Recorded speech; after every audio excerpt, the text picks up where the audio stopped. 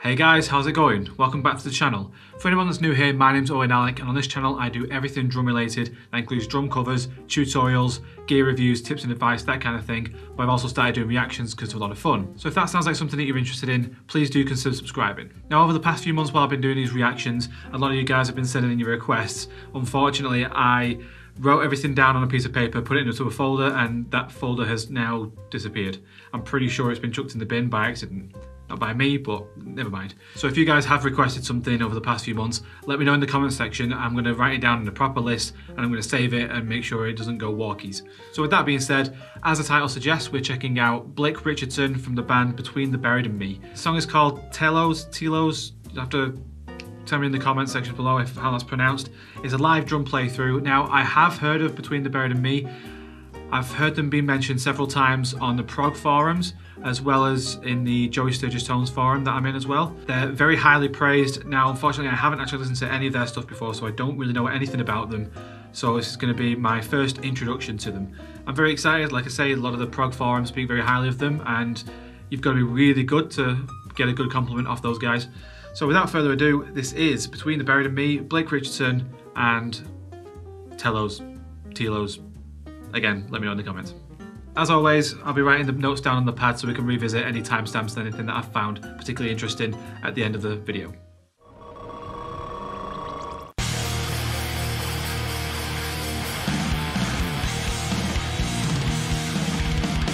Very high energy to begin with.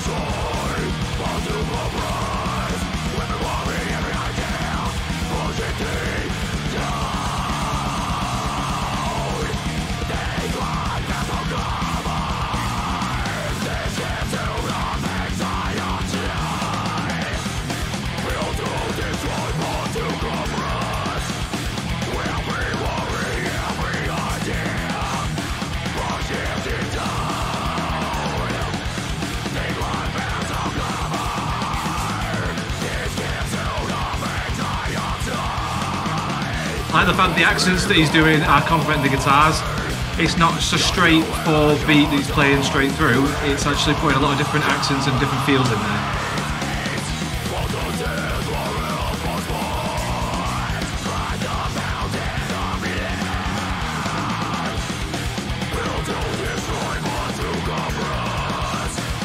It's very tight as well between those off beats with the steady kicks underneath. It's actually a lot more difficult than you think it is.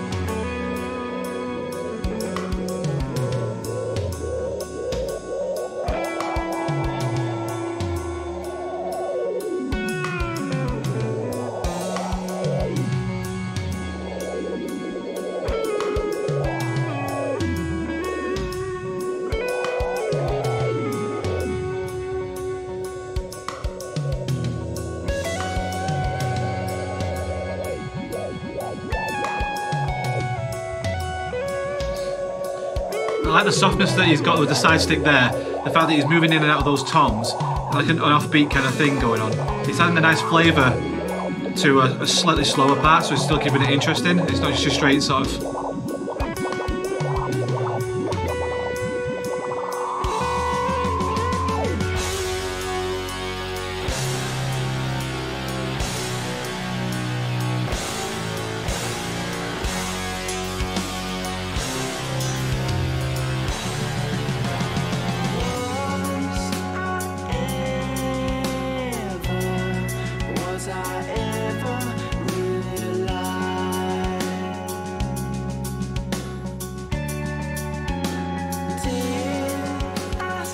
Like in those ghost notes. Everybody knows how Let's Ghost notes.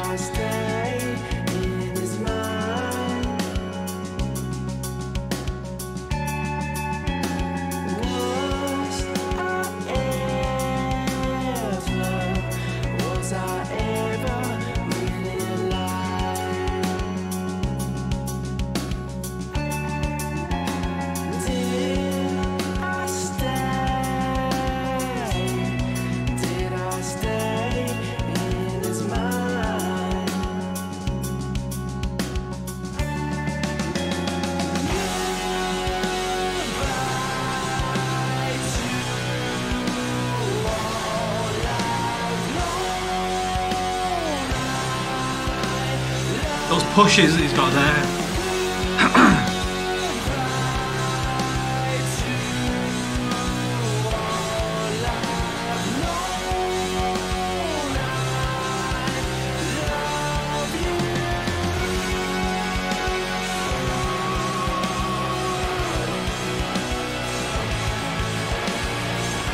It's nice to just have these kind of straighter bits where you just lock it in the groove, because earlier on he's all over the place and he's doing really intricate stuff, so just having that contrast really works well.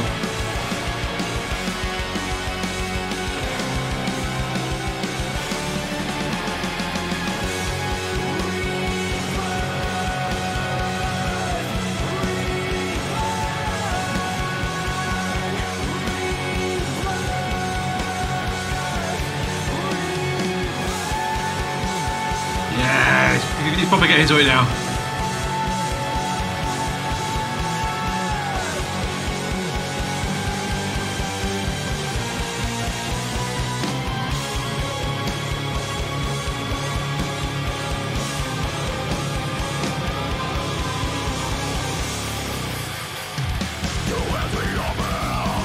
Back into the heaviness, yeah.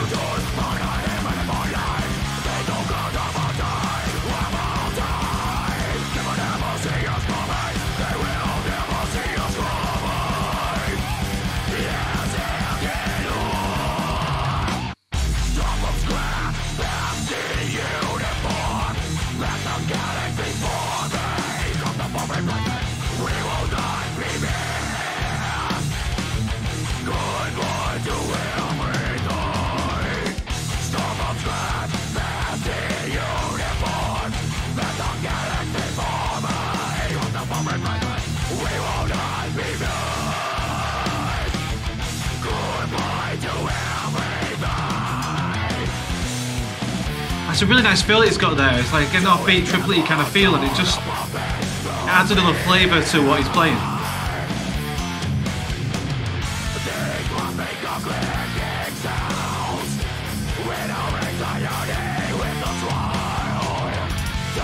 Ooh, I like that.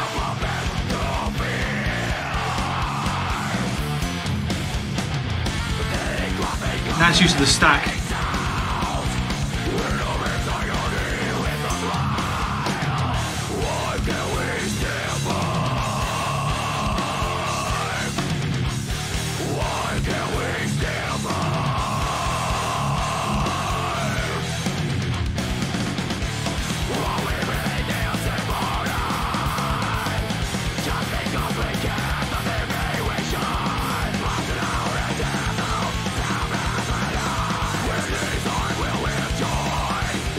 Gonna give it to him, he's got a lot of stamina.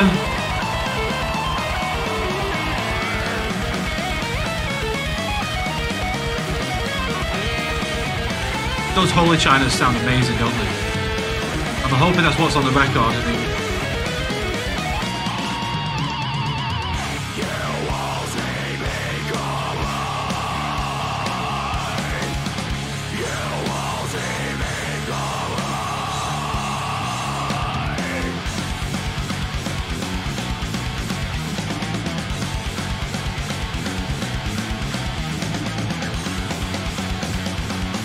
Ooh, nice little change up with the extra snares there.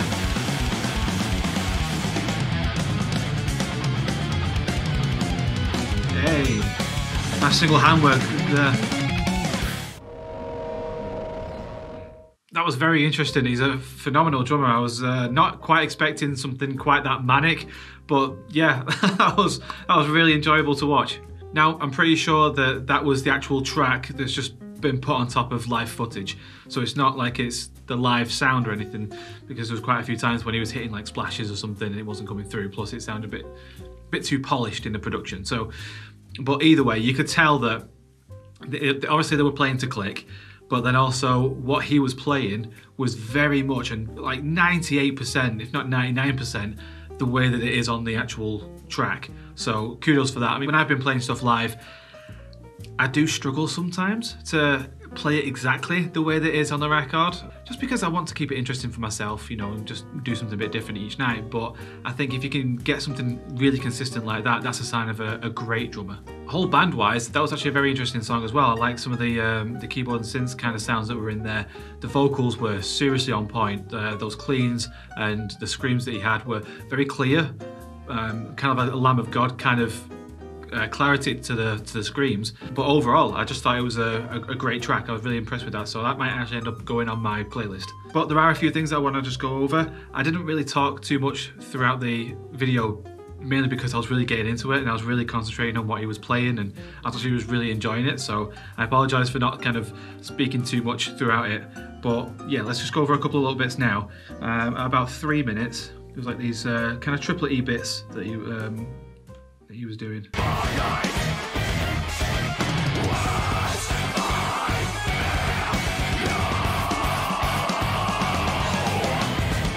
And that fill that he just did there on the hi-hat, that's kind of it is a triplet, so it's 1 2 3 1 2 3, or one and sort of thing, whatever you want to kind of phrase that. But that's a very Portnoy thing, I've noticed. There's a fair amount of drummers that do that, and me included and everything like that, but that's something that I picked up from Portnoy, and I've seen him do it a lot of the time, especially things like Dance of Eternity, where it's got that.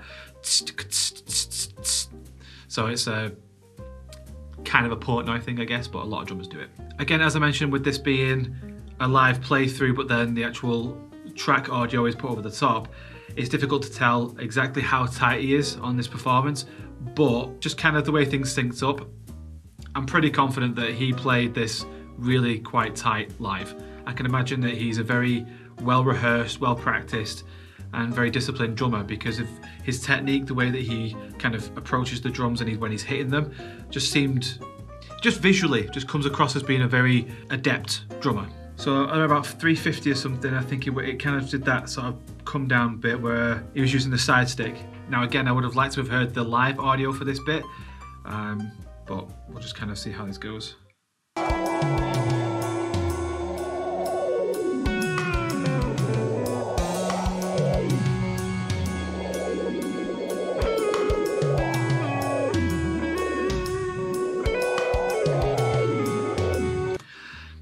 I love the sound of his toms there. They've got this really nice ring through, but you're not getting a drone out of them. And that's so difficult to do when you're recording drums live, either live at a gig or if you're in a studio, just getting them to sit correctly with each other, tuning the top and bottom head, and then making sure there's no extra resonance or sympathetic resonance, I think they call it, from one tom to the next. So they sound absolutely incredible, like really love that sound. And then when he hits that really low tom, that just, yeah, you can really sort of feel that. Let's play it again.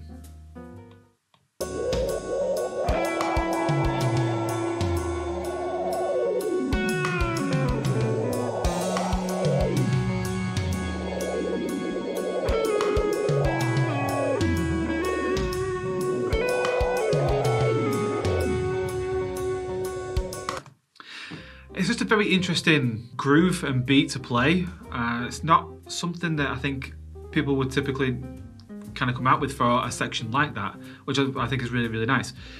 One of the things that I'm very big on at the moment is, yes, you have to serve the song, and I get that, but I like playing a little over the top sometimes, purely because it can enhance the song further than what it would normally be. If you're doing Beatles stuff and you want to just sit back and play the groove, great. That serves the song perfectly, and I think if you started playing something like this over the top of Beatles tracks, it wouldn't sound right at all. But when you come out with drummers like, well, Blake Richardson for starters, Luke Holland, Alex Ben, etc., these type of drummers where the music that you're doing has that extra scope to be able to just let loose a little bit more. And if you just sat back and did a 4/4 throughout a Dream Theater track or a Haken track or whoever, it's just gonna sound boring, and there's a massive opportunity wasted, I think, there. Anyway, let's move on to probably one of my favourite parts of the track. I mean, everybody knows that I like my ghost notes.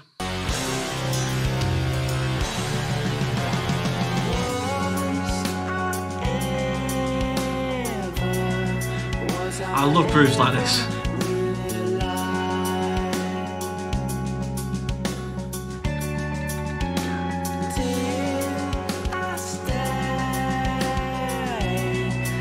It's just lovely. It's so delicate and nice, and you've still got that backbeat going on, and those hats sound really nice and crisp.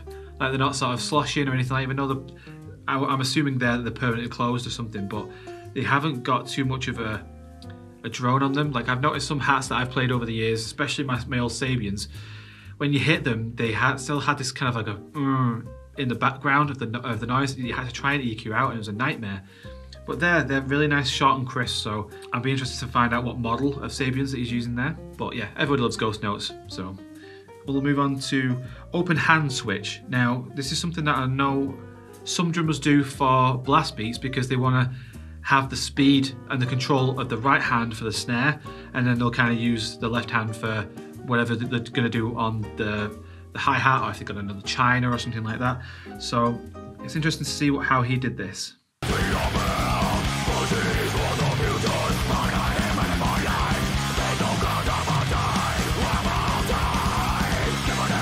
So there he's going from right hand lead with the rest of the kit over this side, and then he's going to... It's difficult to say whether or not you're leading with your right or left on that one. I mean, because you're doing the snare and the hi-hat at the same time on maybe like the one beat or something, they're both kind of driving, they're both leading that beat. So yeah, I mean, you could kind of say that his left hand and his right hand are leading on that one. But the fact that he's able to switch from doing the snare on with the left hand and then able to switch to the right hand doing the snare, that's something that took me a little while to get used to be able to flick from one to another, because at one time I would have just kept my left hand doing the snare all the time, and I found then when I was able to start doing a bit more open-handed stuff, it allowed me to open up the rest of the kit. So if I was doing something like that, I could then start doing like tom fills with the right hand instead of having to kind of do this business. But overall, his performance was very interesting.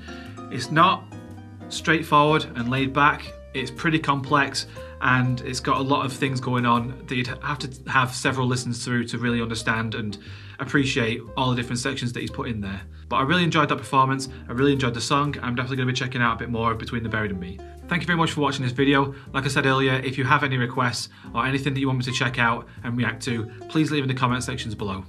Thank you again for watching, and I will see you in the next video. Bye guys.